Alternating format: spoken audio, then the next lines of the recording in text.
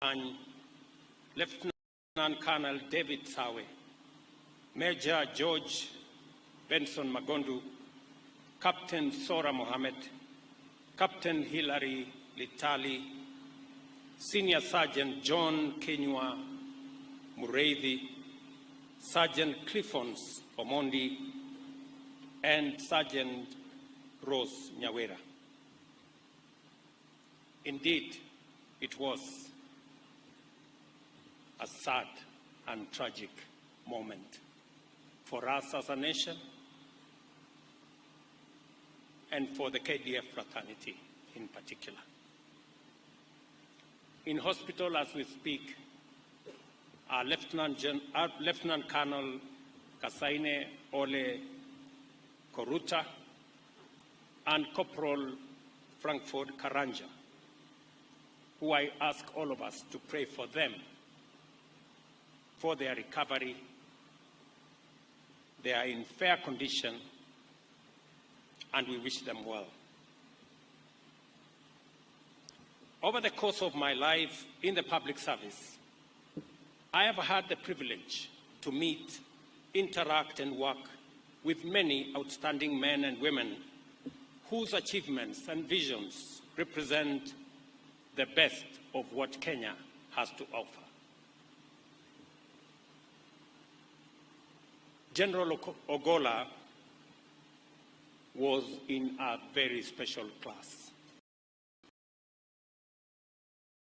Yesterday, as I thought of this function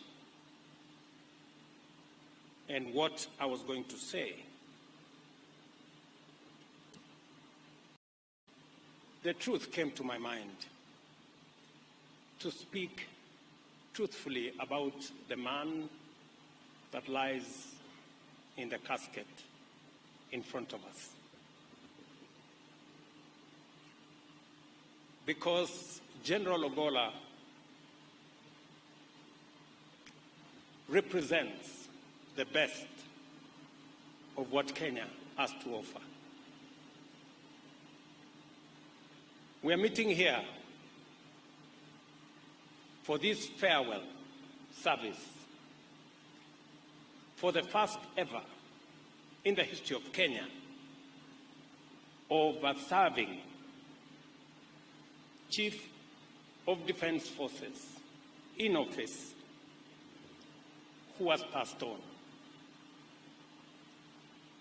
And we are here to say bye-bye to a consummate military officer, a passionate, accomplished military commander, and a patriotic citizen of Kenya with great humility.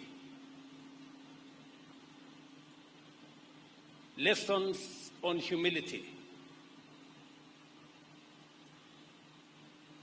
characterize the life of General Ogolla. Even in his death, he is giving us lessons and lectures on humility.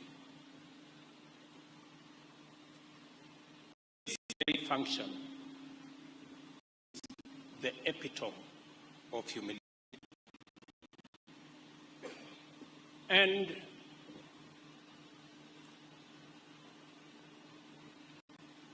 when it came time for me as Commander-in-Chief to make a decision on the next CDF,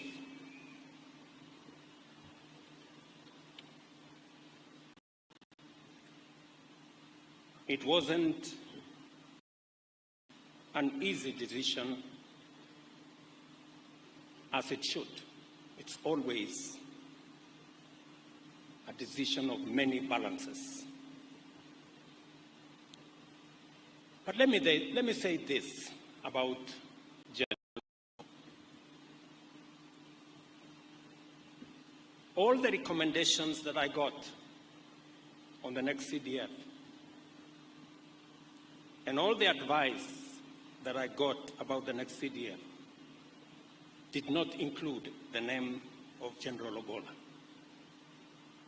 unfortunately. But he was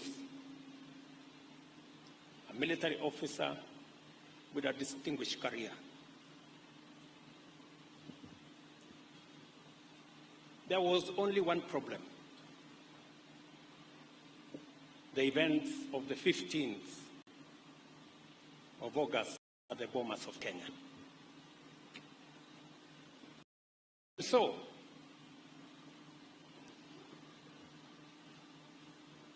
I asked General Ogolla for a meeting, and I had a one-on-one, man-to-man, come to Jesus meeting with General Ogolla.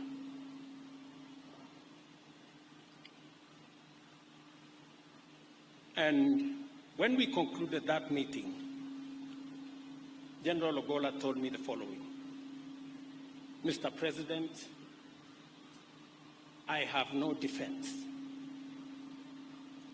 I will not try to defend myself. It was wrong what happened. And you have three choices.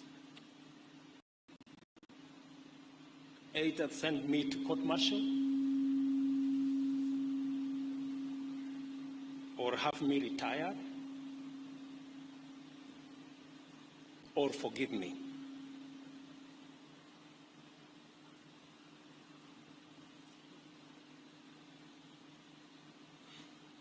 That evening, went home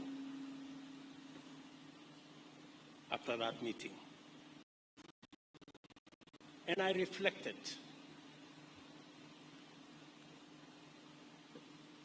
on what General Ogolla had told me.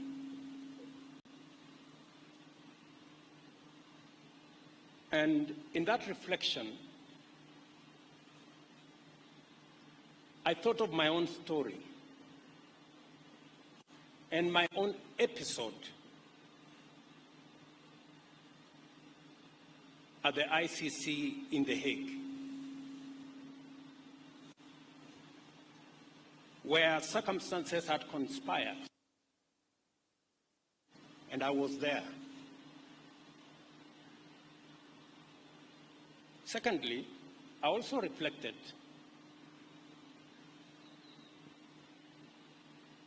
on the brief that I had been given when I came into office as president.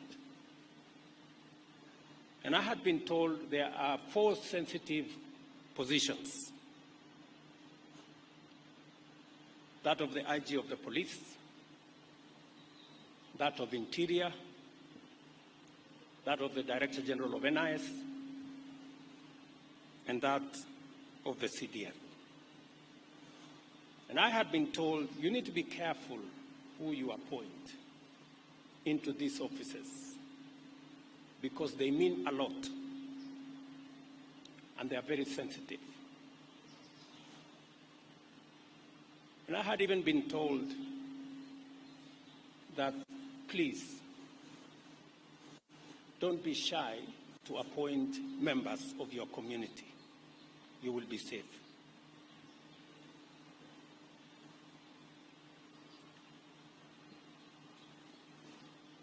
I had made a conscious, deliberate decision that we were going to take a different trajectory as a country, where merit, professionalism, and competence must come before ethnicity.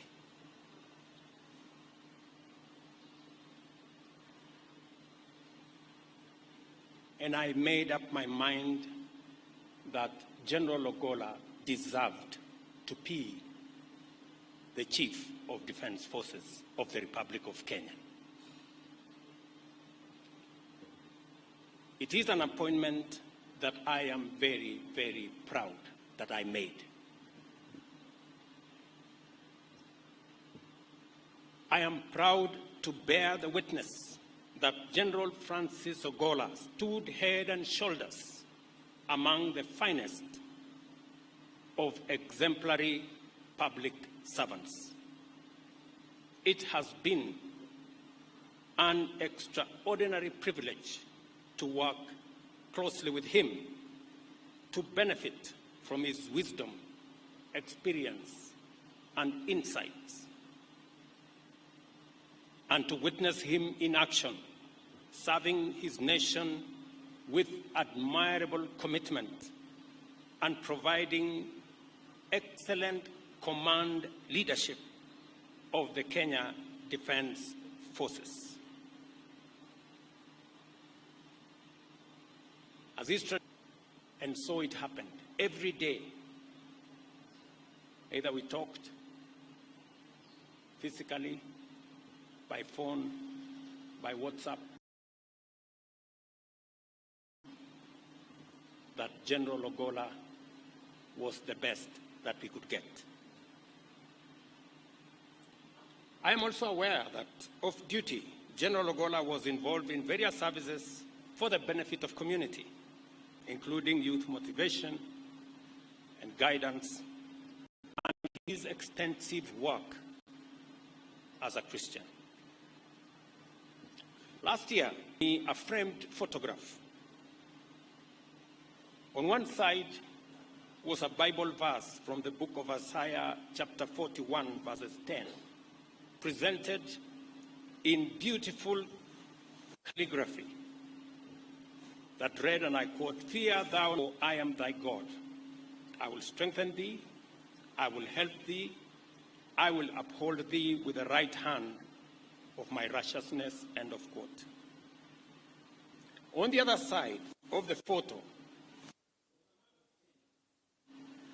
with multiple silhouettes of soldiers in diverse military roles, it was a thoughtful gift that embodied General Ogolla's personality as a patriot, a gallant general, a Christian, and a visionary leader.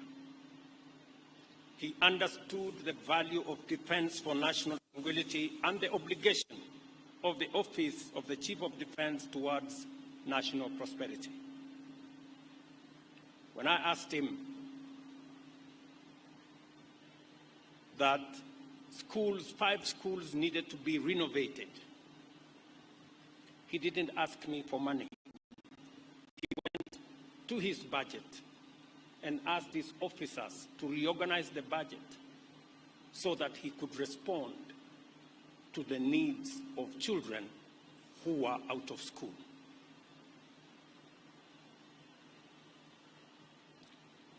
General Ogolla always recommended on the strategies the military could execute and how to grow the Kenya Defence Forces. He greatly contributed to modernizing with exceptional insights and perspectives on matters strategy.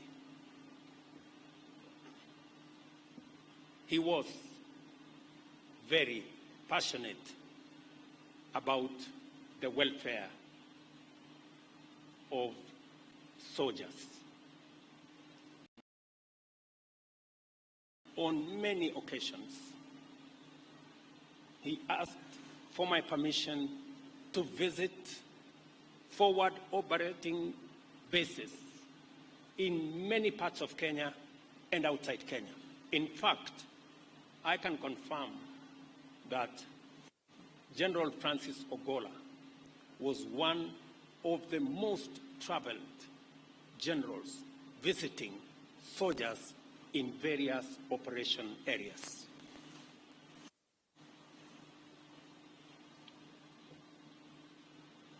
I, however, have one regret,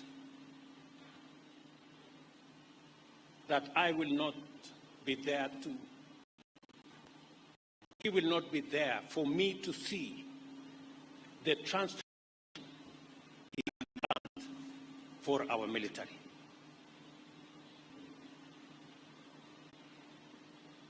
as we gather here, I want to urge all of us